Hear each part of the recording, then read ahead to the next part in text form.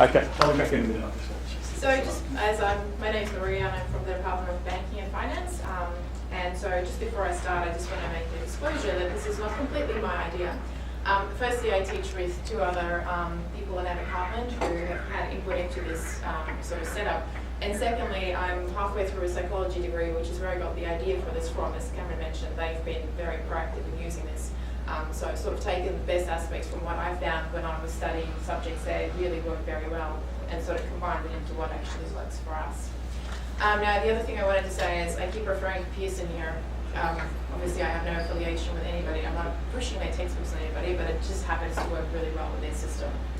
So I'm going to talk to you about using Pearson mylabs in combination with a couple of other things to try and engage students and also enhance their performance. And we've been running this will be our third semester running it this coming semester, and we've actually found firstly, the feedback is very positive. Students are more engaged, certainly, and we've also seen an increase, certainly in in-semester assessments. So the problem, which I'm pretty sure you're all very familiar with, is that if you ask a student any given week when they come to class, what we're looking at this week, they will have no idea. Because they come to class, as I call it, cold, having no idea what they'll be facing that week. We all set readings, which they don't do, which is often the case when they come to see you in week 12 before the exam and panic sets in. And the textbook is still wrapped in plastic. So they buy the textbook and they don't actually use it, which is, to me, quite frustrating. The other issue that we have, and again, I'm sure across the faculty that this would be common, is that there are very high failure rates in introductory finance subjects. We're talking 20-30% here. The reason being, this is mathematical, it's difficult. And for a lot of students, they haven't done it in maths in a number of years, so it's quite difficult for them to grasp the concepts, especially considering, which is my last problem there, that we only typically get to see students for 2 to 3 hours per week. So the idea is, or the plan at least is, how do we get students to come into class but already knowing a little bit about what they're going to do, because there's research showing that you retain more about a topic when you already know something about it. So a base level of knowledge and you throw more on top of that, you're more likely to remember the new stuff that you're actually hearing rather than hearing it all for the first time. So the question then, how do you get students to read the materials, or at least glance at it before class, and then to actually solidify that learning by rereading and revising them post-class but before the exam? So the first thing that we've done is introduce these pre-lecture assessments. These are what I call pre-tests for students.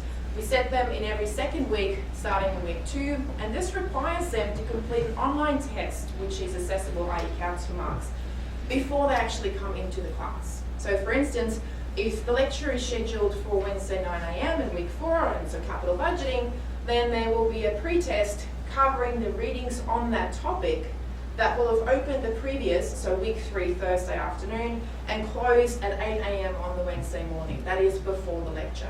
So this forces them to do something before the class. If they want to do the test, they're going to have to open their textbook and find the answers, unless they want to have a wild stab in the dark in terms of finding the answers.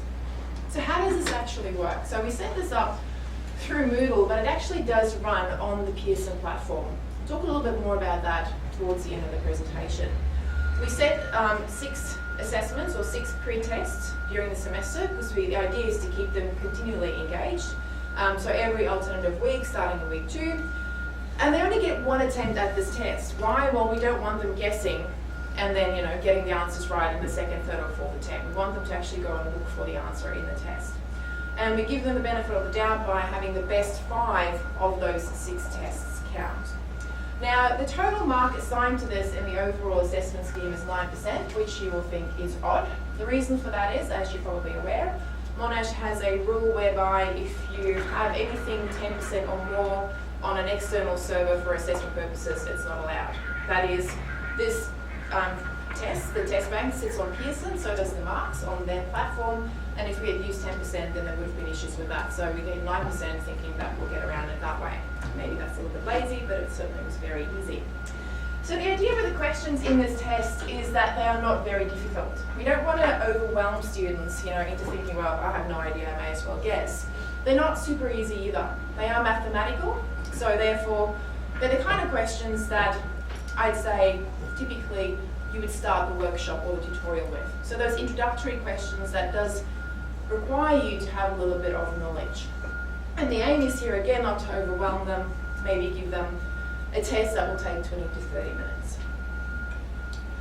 Now, I guess that what you're thinking at this point is 9%, 5 tests, 1.8% per test. Why would they care? This is what I thought inside when I started doing it. I'm like, why would anybody care about 1.8%? They do. So much so that you get emails about questions that students believe are incorrect, right? So they really care. Also, how do we actually go? Well, to start off with, I have to say, marks were all over the place in the first couple of weeks. Quite a few students didn't actually do the assessments, but they learned. And I guess what they realized is that they can't just guess. They realized that they have to go and have a look at the text and find the answers, which is, I guess what we were aiming to do. Now, this is not the only thing we do. We also then follow up this learning with a post-lecture assessment. Now, these were scheduled, again, we don't want to overwhelm them. They were scheduled for weeks in which there was no pre-test. So, post-tests in the alternative weeks. Now, this was set up in Moodle, again, to overcome that issue with, the 10% rule in the Pearson platform. It is a little bit more work because you have to actually take the questions from the test bank and you have to put them into Moodle, but it's once-off effort. I mean, the questions are there, I literally copy-pasted the answer in the question after choosing them. And once I've set it up, I've been using it for the 3 semesters because I chose 40 questions and there's only 10 that goes randomly to them. So they're not going to get the same questions every time either. The idea here being that repetition is going to be a retention. If they do the questions enough times, they're going to remember how to do them and learning the process. So with the post-tests, we give them multiple attempts because this test is more comprehensive. It probably takes them about an hour to do. The questions are more at, semester test / some of them exam difficulty. So now we're setting them up for actual exam learning. And the idea with giving them multiple attempts is that they can learn throughout the semester as their knowledge improves. Now they receive a further 6% simply by attempting each of the post-tests once by Monday of week 12. So we want to make sure that before they get into the swap back revision period, they've also gone and solidified the learning with the post-test on the topics. As I mentioned, more difficult questions and a longer test, and they can do these as many times as they want to. The further things that we actually did is, the first one is we used to have this assignment that was worth 15%, and as I'm sure you'll be familiar with this as well, we found that students actually, in the reports, there was different company names and what they were doing, so it was very obvious that they were trying to copy or using last semester's forensic, thing and trying to apply it. And we just found that they weren't learning very much from this because either their friends were helping them or they were copying. And also, of course, there's a lot of marking associated with 300 students and individual assignments. So instead, we have these pre and post tests, and we introduce 2 semester tests. So we have a semester test in both week 5 and in week 11. Now these aren't onerous, they are 15-minute tests. We have a 3-hour seminar, so 50 minutes of that 3 hours in week 5 and week 11. We actually use to run this mid-semester test, which is an MCQ, multiple choice test. And this is computer mark, which again helps us out with the marking side of things, and they count for 10% each. The idea with this is, again, the continual feedback and having them realize early what the problem is in their learning. What we then do for the workshops that they miss out on in these weeks is with a tool called Cam Studio, which a lot of you may be familiar with. You can actually record and talk like a video on your laptop or on your desktop in your office. So we just recorded the workshops for those weeks and made them available so students don't actually miss out. The final thing that we've done is then to offer a revision lecture in the swap back week, and also along with this we went through some past exam papers which we've had a lot of questions about, and step by step again on the screen on Cam Studio explain to students how to approach that question to actually get to the correct answer. Now there's a number of benefits that stems from this combined approach. The first and the major benefit for us as teachers, or whatever you want to call us, is that when students come to class, they at least know what topic they're doing and they know something about it. Previously, when I asked my students questions, it would be like, you can hear crickets in the background. There would be absolutely no responses. It would be quite frightening.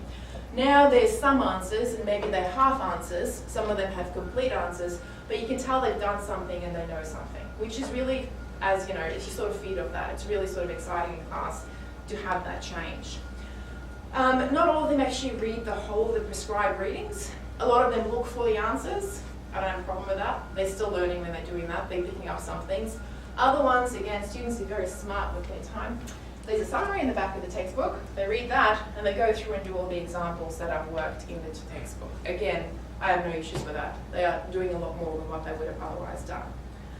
So we find that in the lecture, students can certainly answer the questions posed, and also that they grasp the materials faster. And this we can see because normally after lectures you may have a half an hour of questions, you may have a bunch of emails, you may have a lot of consultation. We tend to find that that's really dropped down. And I mean, that's not necessarily a good thing, but like I'm making less work for myself, but certainly to me that has indicated that students are grasping things faster because they don't have those basic questions that they normally have after the lecture. And again, just because we're academics throwing in the evidence there. It also exists showing that prior testing of subject matter significantly increases retention. Rather than repeated studying, it's repeated testing that actually increases retention. So what has the feedback been like? And this is something that I guess we were worried about because again in psychology, my first impression was this is really annoying. I can't sit back and not do anything for a couple of weeks. I have to continually be working on the subject. So this is exactly what we found, but it's actually positive. Yeah, they seem to think it's annoying, but they seem to grasp the benefits from it. So some of the feedback here you can see, whilst they thought the constant testing was annoying during the semester, I soon realised why we were made to do this. I gained a lot of knowledge. By the time this came around, I knew what I needed to work on. Also, another comment, and I didn't make these up, the pre and post tests were a brilliant way to keep me working on the subject every week. The other massive benefit that I found, which again is something that they do in psychology, is that instead of spending an hour covering the basics, I could go through them in 20 minutes and bring in other real world examples or YouTube videos or things that is actually interesting to them and sort of enhances their learning a little bit more, which also enhances the experience, I guess, both for me and for students. So the last thing that I want to talk about is we all have different demands for time, research, all those things. Is this too hard and will it take too much time? I would say no, not at least with my experience with the Pearson mylabs. There was and I should say that I decided to do this before the actual deal was struck, so it's not as a result.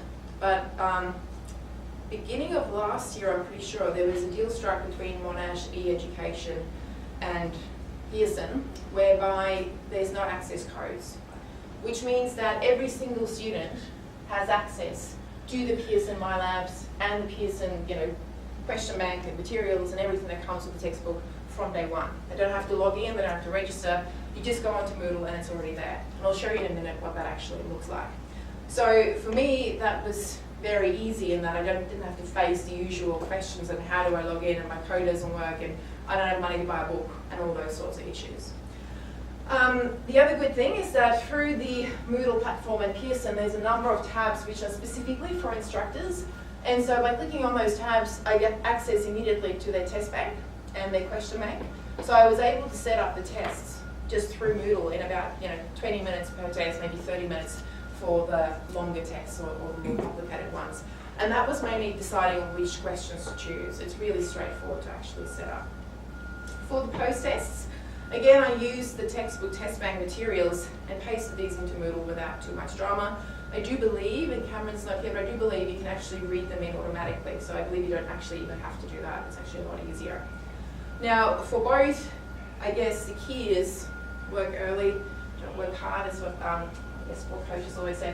This is sort of the idea here. When I set it up, it took a whole day, and I set up 40 questions for each test, even though I only used 5 or 10. But the result is I can use it for 2, 3, 4 semesters without having to change it. Right? So it's already there, and I can just roll over from one semester to the next. Now, if I have convinced you that this is a good idea to go with, certainly in terms of Pearson, Alex Schuchart is the person to speak to, and also Michelle has been quite helpful. As an academic, I should also add that they came into my office and sat down and did it for me on the computer, and it took them about an hour, as in setting the profile, the pull up through Moodle. So it's really straightforward, and they do actually help you. I should also say that in semester 2, I wasn't able to do it myself, and I'm not very tech savvy, so really not very difficult. Now, if you have any questions on that, today or down the line, more than happy to take them. Otherwise, I'll quickly go into Moodle and show you what the platform actually looks like.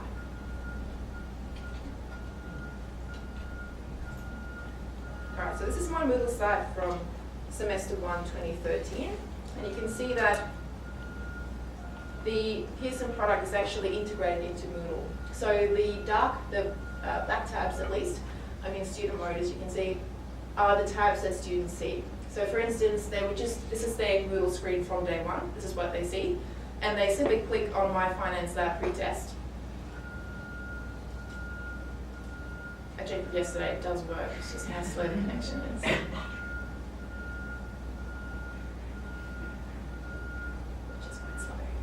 Alright, and you can see here the test just come up like this. So you can set them with due dates, they open at a specified time, close at a specified time. Once you've set them up, you have to do nothing else until the end of the semester. And this is, students can just go in, the tests that are open and complete it. The other good thing that I really liked is that, I'll go back to here, the grey tabs then are tabs for the instructor.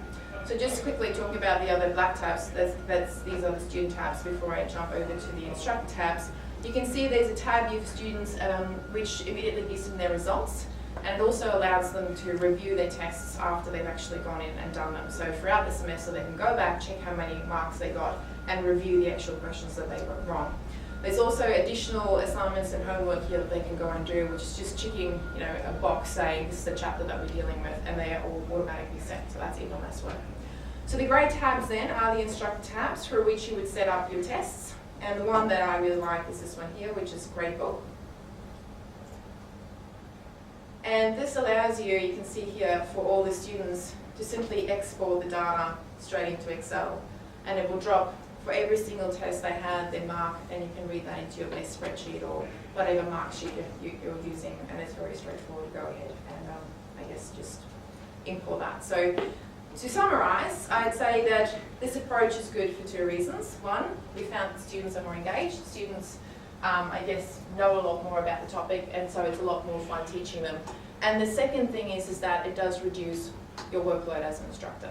I mean, there's the initial setup, but after that, you reap the benefits for a number of semesters. So does anybody have any questions before I finish? Yes? Maria, how much more engaged did you find the students in lectures? 10% more, 50% more, 100% more?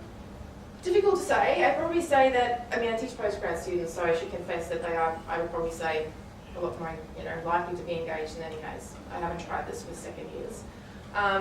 But whereas previously, especially with international students, when I'd ask a question, you would struggle to get one person to answer you. I now have immediately one person answering, and another one saying no, but actually this, and then another one saying no, but actually this. I've not, so there's not just one student who reads, which is, which would be the worst case scenario. There's a few of them, and it actually stimulates class discussion. Like, it's gone to the point where I've actually had to, I've previously always finished my lectures maybe a quarter to, where I've actually had to go, okay, well, we need to move on now because, the discussion was getting, I've never had that in classes with these students. So I'd say a lot more engaged. The percentage is a bit hard, but a lot more. Yep. Do you use Pearson's question bank, or do you create the questions yourself? For the pre and post tests, I use the Pearson test bank. So the pre-test, it's automatically the questions are there, you just go in. For the post-test, Alex also downloaded the test bank onto my PC, and I just grabbed questions from there and just copied and pasted them into for the post-tests.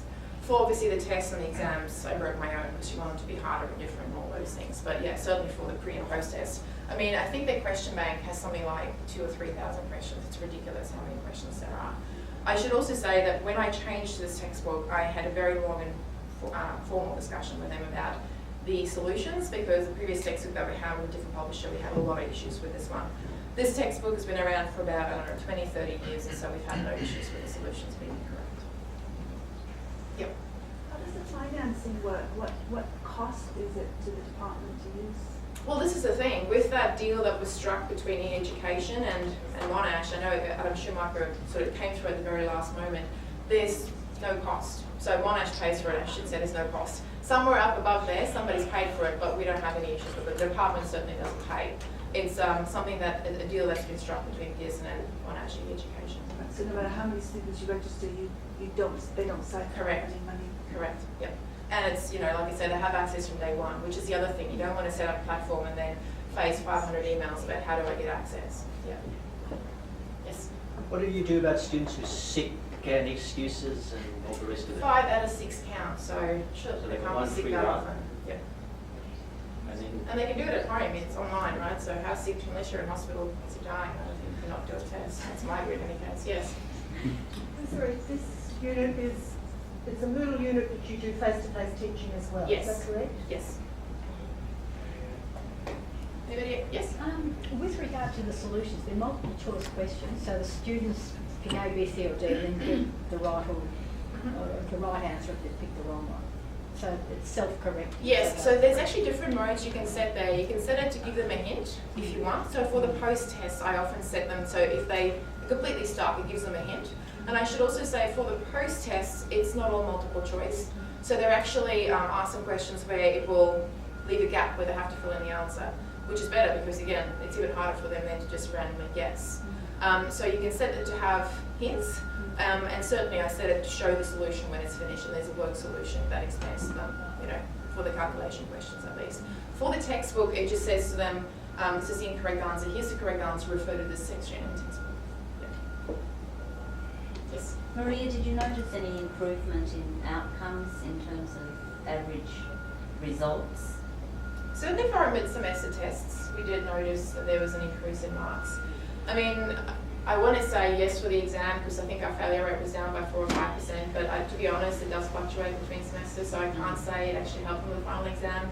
But then there's also cohort effect, so I guess maybe 4 or 5 years in we'll be able to tell whether it's actually made a real difference. You could perhaps do the same test pre and the same test post and see if there's improvement in that one test. Yeah, that definitely would be a way to go about doing it. I guess maybe having the same retest available again on week 13 and see what it is. As an incentive to do it. Yeah, no, that's a good idea. That's it.